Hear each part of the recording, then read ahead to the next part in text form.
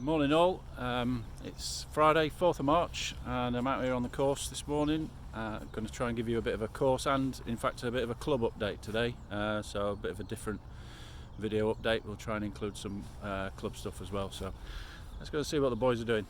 So this morning the course has reopened after being closed for a couple of days. We've had, it's 4th of March, as I say, it's been dry for about 24 hours now, but we've had 20.4, I think, I'll put the stats on the screen if I can, about 20.4 mil of rain in the last few days, which fell on what was already very wet ground. So I think the total for the year is about 140 mil so far. So unfortunately being closed for a couple of days, but the drainage is working well where it exists, and we've managed to get the course open again this morning for carrying only. So as I head over to show you some of the work we've been doing, you can see this is right inside of the first, just off the tee there. We've been clearing some woodland in that edge.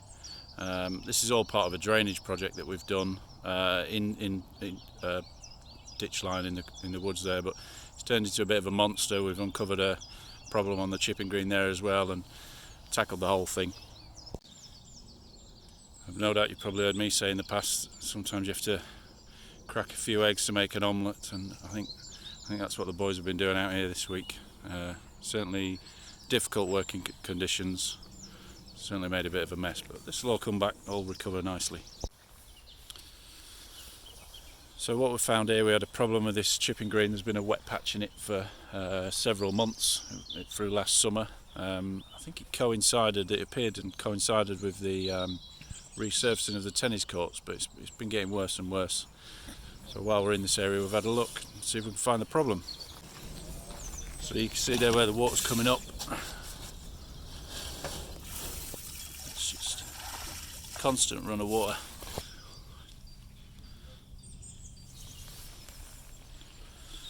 So what we've found there is a clay pipe. It's probably just over a metre deep under that chipping green.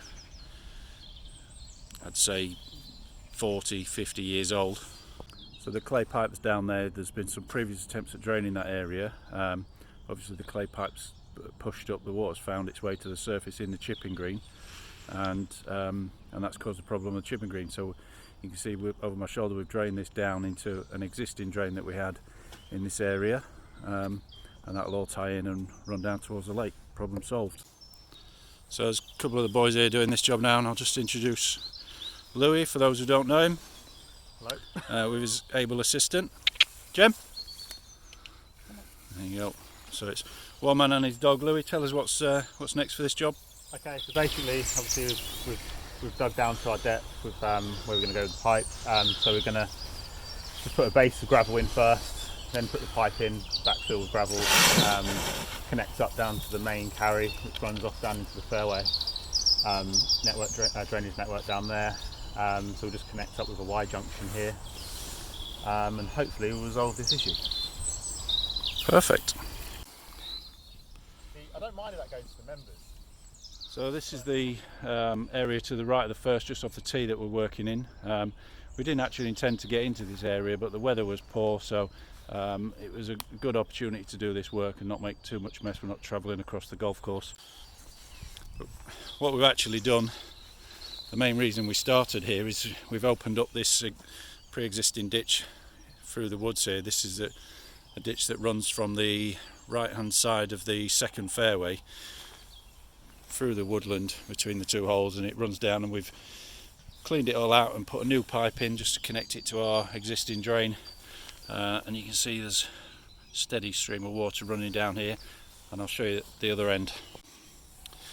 Whilst in this area, obviously this was a bit overgrown and untidy, so we've taken the opportunity, cleared the whole lot. It was a case of not a lot left by the time we'd got rid of the stuff we didn't need, so we'll replant in this area, put some more trees in, and this will improve this massively in the future. And so this is the other end of this ditch. So I'm on the track between the two holes at the moment. Not many of you will have been down here before. It's a maintenance track for us really. But you can see we've opened up a new line here, and the idea with that is in the woodlands to the right of the second hole you always see this standing water. That's been there for a long time.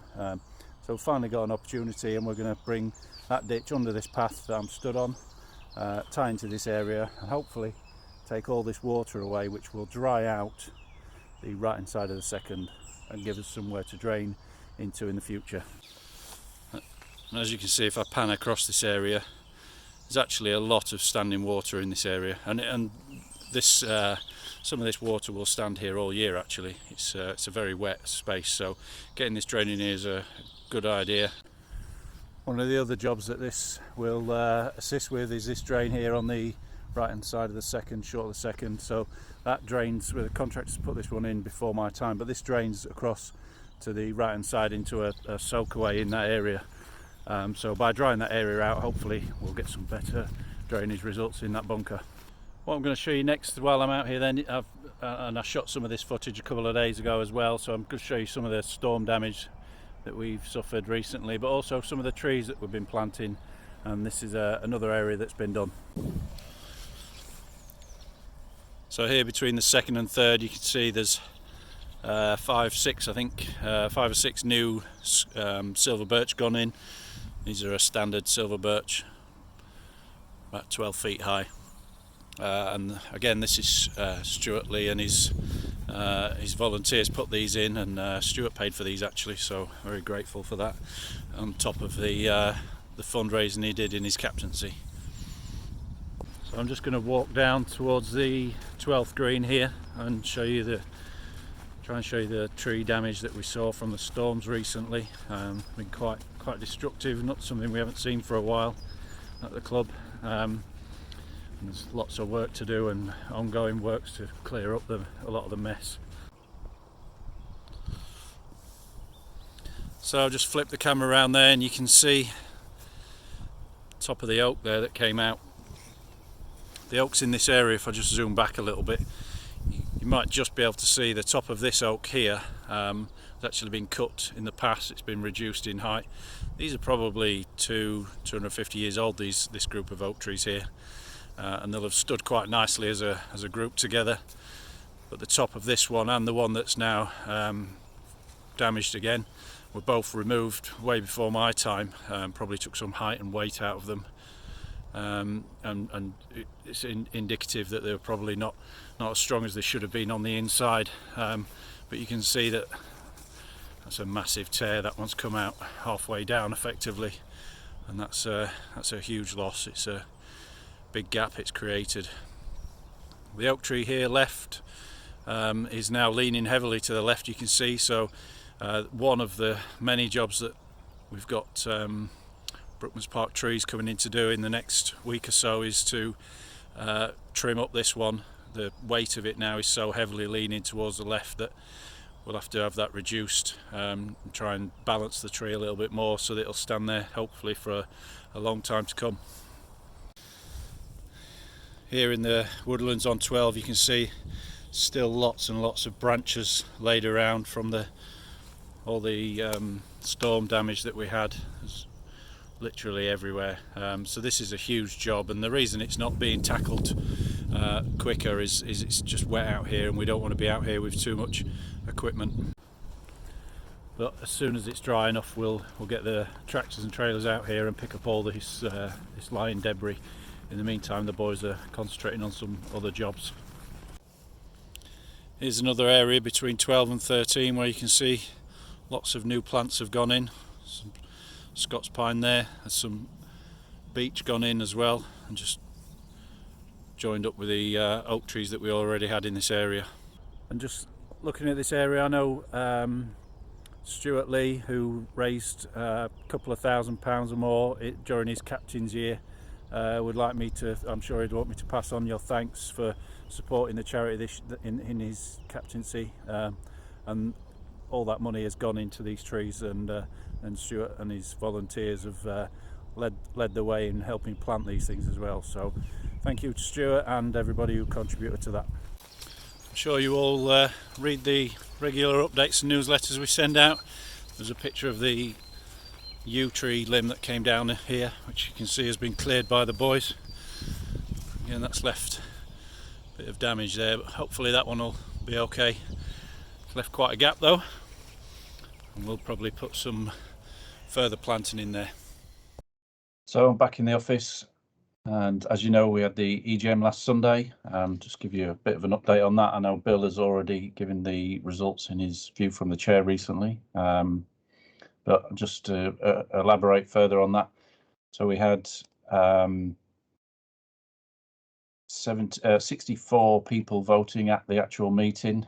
We received 75 votes in advance, and if I just share this screen with you so you can see the result of that voting.